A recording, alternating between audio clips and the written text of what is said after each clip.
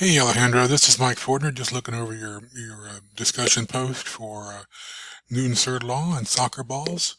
Uh, Good post here, but I want to clarify something that's at least bothering me. I don't know if this could be something you know real well. But let's just say that you've got a ball out here like you depict in either one of these pictures, and you've got the leg here, the person kicking the ball. What we're talking about when we're talking about equal and opposite reaction are the very instant that the foot kicks the ball. As soon as it kicks the ball, there is a force generated like from the foot to the ball and from the ball to the foot. Now, because the ball is free to move, it moves away because and the kicker can then follow through with that and everything is fine. Let's just say hypothetically that you walked up on a soccer ball on this a nice green pitch somewhere, and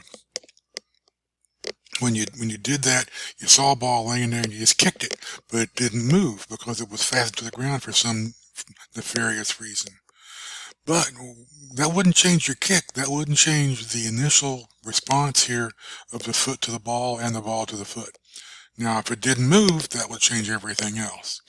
But I want to make sure we're clear on that. I hope I cleared that up, or at least didn't make it worse. If I did, just text me or email me.